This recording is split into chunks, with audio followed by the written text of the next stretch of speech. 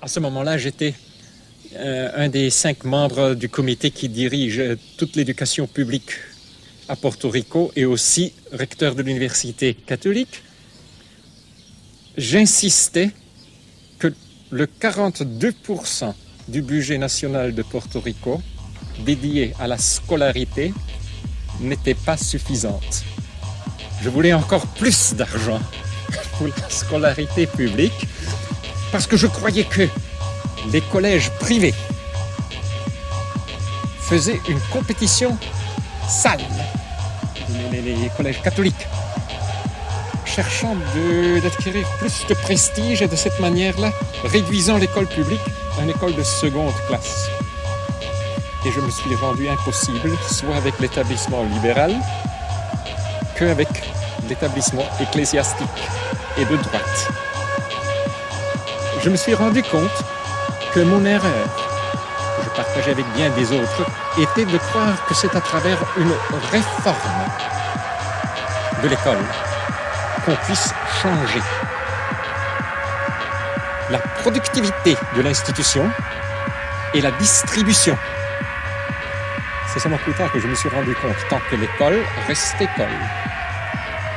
Son sous-produit non désirable est bien pire que le produit dans ses meilleures conditions, que les gamins apprennent quelque chose. Parce que qu'est-ce que vous voulez? À l'école, l'enfant apprend avant tout que apprendre est le résultat d'un processus d'institution officielle. Il apprend que d'année en année, on devient d'une valeur plus grande personnelle parce qu'on accumule plus une nouvelle couche d'un bien spirituel, d'un bien non tangible. On apprend que ce qui est valable à apprendre, ce qui me servira plus tard, ou peut-être ce qui servira à la société plus tard, c'est ce qui peut être transmis par quelqu'un qui est professionnel. On apprend que enseigner si on n'est pas professionnellement instituteur est en quelque forme moins valable. Alors toute la critique de l'école est postérieure à l'année 60. Je crois que nous avons eu un certain succès à susciter la pensée sur la nécessité de la déscolarisation des sociétés. D'imaginer une société qui est plus simple, avec une technologie plus transparente. Maintenant, je crois que notre tâche à Cuernavaca serait, et nous y sommes mis totalement, à faire des analyses analogues dans le domaine de la santé, dans le domaine des mythes de la vitesse et dans le domaine habitationnel. En Amérique latine, dans tous nos pays maintenant, les critères minimums qui déterminent si une maison est habitable ou peut être rasée s'il ne plaît pas à la ville sont si complexes qu'une maison qui correspond au minimum d'habitabilité coûte par mois un loyer supérieur aux entrées du 80% de notre population. Dans tous ces domaines, de l'éducation, de la santé, de l'habitation, ce qu'il faut faire, c'est de mettre dans les mains des gens des nouveaux instruments que la technologie nous donne pour ce qu'ils s'abritent, se soignent, apprennent. Le vidéotape même n'est pas tellement cher aujourd'hui. Ça veut dire retransformer notre langage. Dans notre langage présent, nous utilisons comme substantif des concepts qui avant étaient exprimés par des verbes actifs. On est dans un moment qu'on connaît très bien de la décadence de l'Empire romain, de la gnose. Gnoskin, savoir, est transformé dans le stock du savoir auquel on peut acheter des certificats ou obtenir des certificats si on est particulièrement capable de l'accumuler parce qu'on est fait pour être un capitaliste du savoir par caractère. Cette école que tu attaques, ça a été une des fonctions principales de notre progrès culturel et social. Et comment peux-tu imaginer une société sans école? Avant de comprendre ou de parler de la société sans école, qui était la société de toutes les époques historiques, et qui est la société dans laquelle vivent encore les 3/4 de l'humanité qui ne vont pas à l'école ou sont exclus par l'école, après 1 an ou 2 ans, et dans ce sens, ils sont dans une condition pire, parce qu'à l'école, ils ont appris seulement qu'ils sont inférieurs à ceux qui sont avancés dans l'école. Il faut comprendre le mal que l'école fait. Maintenant, dans ce but, il faut distinguer clairement entre ce que l'élève ou son instituteur personnellement font dans certaines circonstances et ce que l'école structurellement, inévitablement fait. Quelquefois, un élève apprend quelque chose d'un instituteur. Et chacun de nous se rappelle que quelquefois, pendant sa jeunesse, il a eu une journée, une heure très illuminante avec un maître. Mais ça, c'est quelque chose de bien différent de ce que l'école enseigne dans le monde entier. Elle enseigne à l'enfant qu'il a besoin de l'institution pour apprendre. Il enseigne à l'enfant qu'il ne peut pas apprendre ce qu'un autre a jugé appartient à une classe supérieure. Il enseigne à l'enfant de se sentir classé par un bureaucrate. L'école enseigne inévitablement à l'enfant que l'enseignement que la société respectera est le produit d'une institution établie par cette institution et par des experts qui savent comment produire cette marchandise. L'école inévitablement introjecte le capitalisme, la capitalisation du savoir. Parce que c'est le capitaliste en savoir qui peut démontrer avec des certificats ce qu'il a accumulé intérieurement, auquel la société reconnaît une valeur sociale supérieure à celui qui a des certificats d'action de niveau inférieur. L'école, dès le moment qu'elle est devenue obligatoire, comme je te l'ai dit, dans la majorité des pays, elle est obligatoire, mais insuffisante pour la grande majorité, même sur ce niveau obligatoire. Dans le monde entier, l'école a été établie comme l'organe reproductif de la société. La Russie se reproduit moyennant la même institution qu'utilisent les États-Unis. L'assistance, pendant 1000 heures par année, dans des groupements d'âge spécifiques,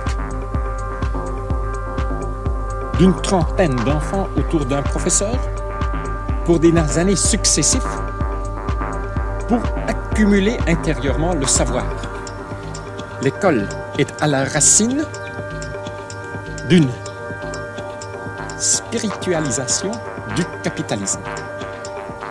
Et il n'y a pas de possibilité d'alternative au capitalisme tant qu'on continue de capitaliser les gens en savoir pour une réalité qui devient toujours plus complexe pour pouvoir justifier la nécessité de cette capitalisation. En France, où l'école publique a été liée à toute la lutte pour le progrès, quand tu parles de déscolariser, les gens se disent mais il veut nous faire retourner à l'époque du Moyen-Âge. Je le sais. Mais c'est tellement difficile de parler du capitalisme des biens non tangibles. Et les gens souvent ne comprennent pas qu'à travers l'école, et particulièrement l'école obligatoire, on a transformé la croissance, l'apprendre, l'épanouissement en résultat de la consommation d'un produit d'une grande institution de type international, l'école. On a traduit croissance personnelle en éducation qui est égale à scolarité. Et ça devrait être logique que, une fois qu'on fait cette traduction et la rendre obligatoire, l'éducation, le savoir même, devient une marchandise. Même si elle est produite, comme dans la majorité des pays d'aujourd'hui, sous contrôle d'État, par un ministère, l'éducation, ou mieux encore, le savoir, devient rare dès le moment qu'il devient une marchandise. Le vrai problème, le vrai défi aujourd'hui pour le socialisme, c'est de se rendre compte de la nature de marchandise des traitements sociaux, des traitements, je crois que ce traitement est la parole, non, des thérapies qu'on définit comme produits institutionnels. Parce que tout ce bavardage sur la pollution, qui a des raisons très sérieuses d'être, parce qu'on est en train de détruire la nature de Pandore, ne font pas de sens si on ne se rend pas compte qu'on peut détruire de la même manière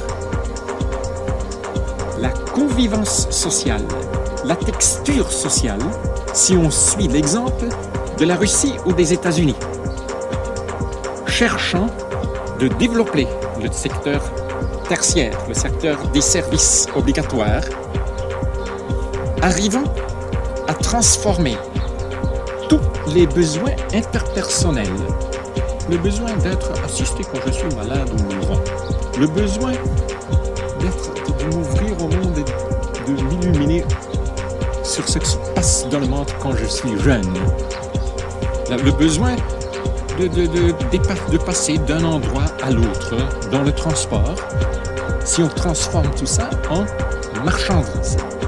Quand Marx écrivait son fameux premier chapitre du Capital, pour lui, la marchandise était avant tout un morceau d'étoffe. Elle était tangible. Mais si tu le lis avec attention, c'est très clair que ce vieux monsieur étrange voyait, quand il parle du Sprung über den Abgrund, voyez ce qu'un jour pourrait se passer, particulièrement dans ce nouveau chapitre où il dit « Et de cette manière-là, on pourrait avoir toujours plus de choses utiles et de personnes inutiles. » Il se rendait compte que le moment pourrait arriver quand tous les services pour l'homme deviendraient des marchandises.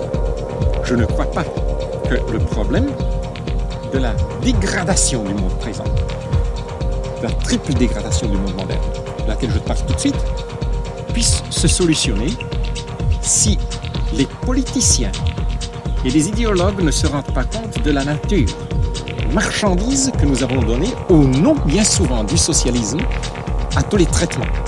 Maintenant, quand je parle de la triple pollution, de la triple dégradation du monde, je pense toujours l'élimination des ressources ultérieures, la dégradation ou dévaluation de la marchandise de laquelle on dépend et de laquelle on devient esclave, et de la polarisation sociale. Restons dans le cas de l'école. Une fois que je traduis éducation ou savoir en scolarité, automatiquement, il y aura certains qui, pour certaines raisons, seront sélectionnés pour en avoir beaucoup plus que les autres et qui justifieront leurs privilèges économiques, sociaux, politiques, par le fait qu'ils ont accumulé spirituellement une marchandise non tangible qui s'appelle le savoir. Ce qu'il faut comprendre, c'est qu'un monde technologique dans lequel on n'a pas besoin de spécialistes est un monde dans lequel certaines dimensions de la technologie possibles à travers la technologie sont radicalement limitées au bien du peuple. Tout le monde au Pérou saurait comment se réparer son âne mécanique. Si c'était un âne mécanique, et personne, même Monsieur le Président ou l'ambulance, ne pourrait pas venir à une vélocité supérieure à 15 km.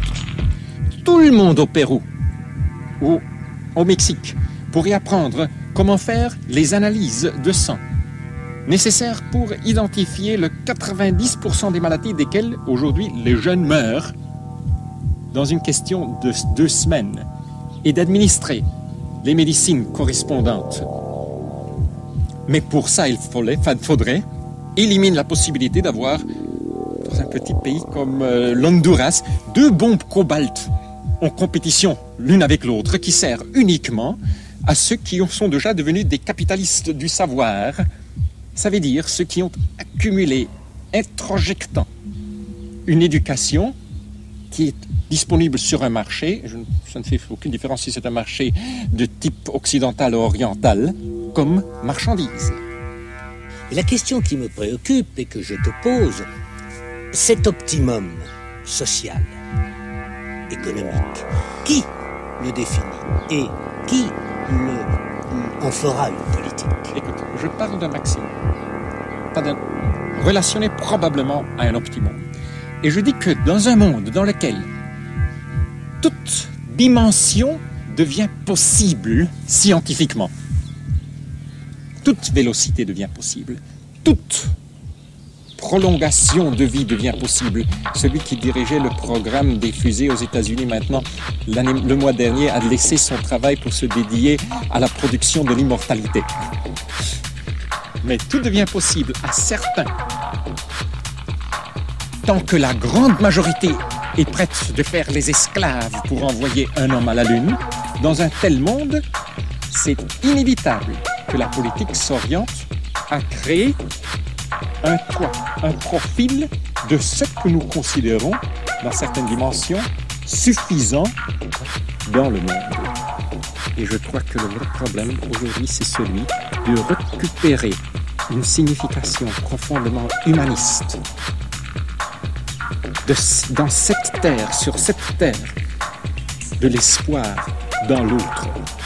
L'espoir était aliéné en devenant le produit d'institutions supernaturelles, surnaturelles, qui produisaient à travers des rites un espoir dans un autre monde. Et dans ce sens-là, Camus a eu raison de soulever ce problème-là.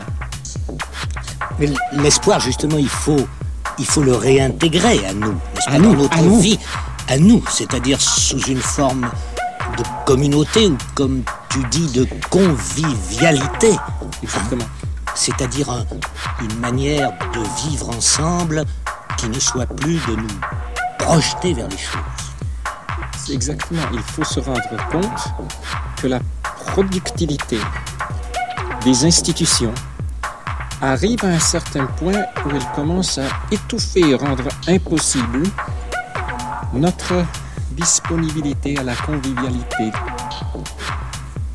On arrive à un certain point où toute une culture peut être tellement orientée vers la réalisation de la vie humaine à travers la consommation de biens et de services qu'on devient incapable, comme membre typique de cette culture, de dépendre de la surprise que l'autre, même s'il n'est pas un professionnel, même s'il n'est pas membre d'une institution, même s'il n'a pas appris quelque chose de spécial, peut me soigner. Je peux apprendre de lui. Il faut opposer l'espérance récupérée à l'espoir dans le sens de l'anglais expectation, rising expectation. Il faut de nouveau apprendre à opposer la disponibilité à la surprise par toi, à l'expectative, à l'espoir que l'institution me donnera le produit que j'ai appris à planifier et à déterminer dès l'avance. Je crois que cette récupération de la capacité de dépendre l'un de l'autre, même dans les sociétés technologiques, qui sont les sociétés les plus malades, en Occident et dans l'Orient, est la grande tâche de ce monde-ci. Normalement, on voit le problème de l'avenir aujourd'hui, quand on discute, comme nous avons discuté ces jours ici, comme un effort de rendre les institutions productives, de protection contre les maux que Pandora a laissé échapper et de distribuer mieux le résultat, le produit de ces institutions. Je crois que la vraie tâche, c'est une inversion des institutions. Oui. Tu sais bien ce qu'on dit de ces idées-là. On dit que c'est de l'utopie. Je ne sais pas à quoi opposer l'utopie. Mais probablement on l'oppose, comme tous les managers d'hommes, au réalisme, ce qu'eux l'appellent le réalisme. Je parle de simplification, je parle d'inversion institutionnelle et je parle de déprofessionnalisation. Et tous les trois me semblent des exigences inévitables si nous voulons survivre, et pour cette raison-là, dans mon sens réaliste, je parle de simplification, et très souvent les gens disent « Ah, c'est un autre de ces songeurs dans la grande tradition du retour à la nature, primitive. » Je n'ai rien contre l'identification avec les conservateurs néologiques. Je n'ai rien contre l'idée qu'on m'appelle un conservateur néolithique. C'est une désignation. Je parle de la nécessité de la simplification de la vie si nous voulons avoir une terre qui est bonne. Parce que ceux qui parlent contre la simplification pour le progrès continuel, progressus populorum, dans le latin médiéval, ça veut dire des peuples qui deviennent fous, disent qu'on ne sait jamais ce qui est bon et bien, parce que le bon est toujours le plus. Je parle de l'inversion des institutions.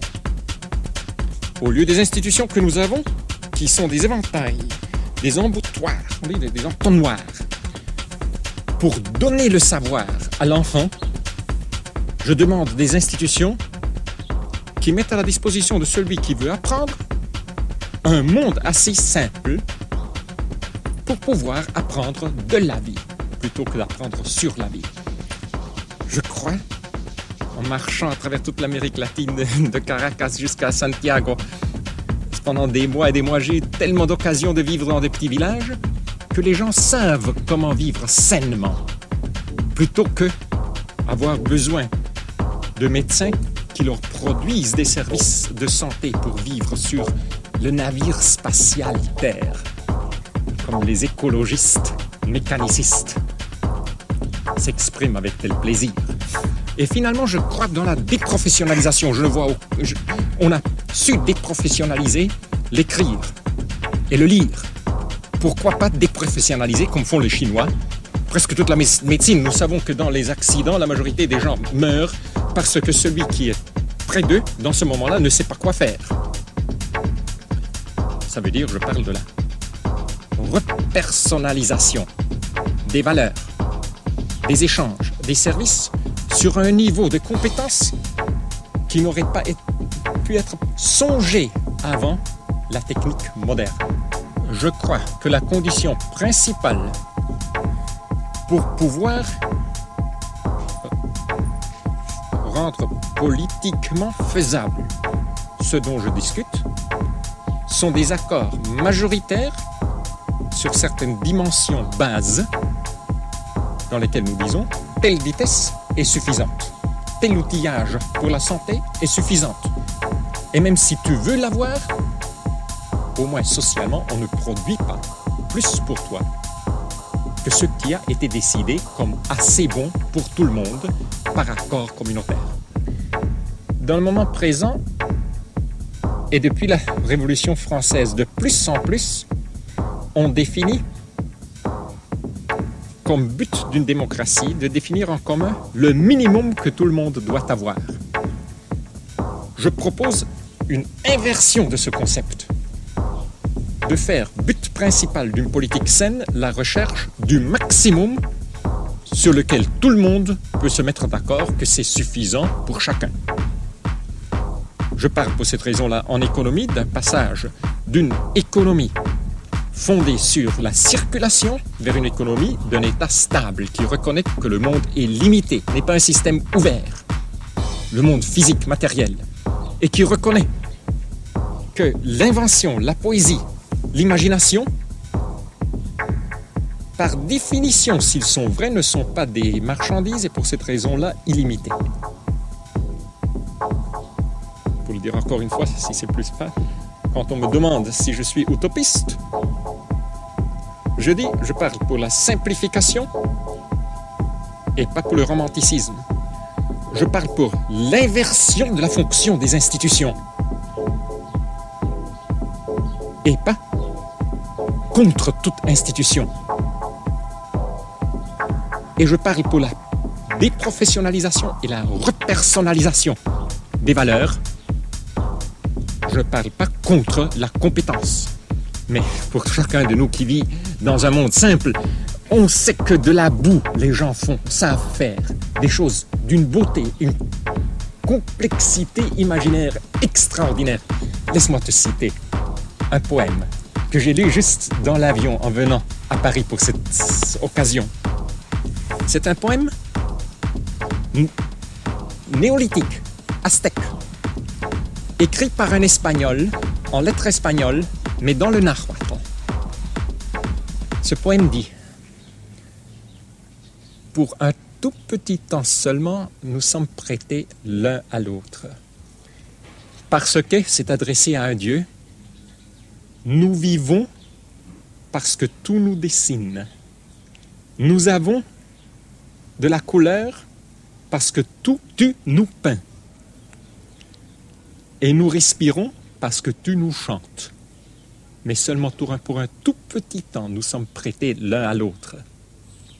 Et ça continue. Parce que nous nous effaçons comme le dessin, même quand il est fait dans l'obsidian. Nous perdons notre couleur comme même le quetzalcoatl, le beau oiseau vert, perd sa couleur. Et nous perdons notre son et notre respire comme même le chant de l'eau. Pour un tout petit temps, nous sommes prêtés l'un à l'autre.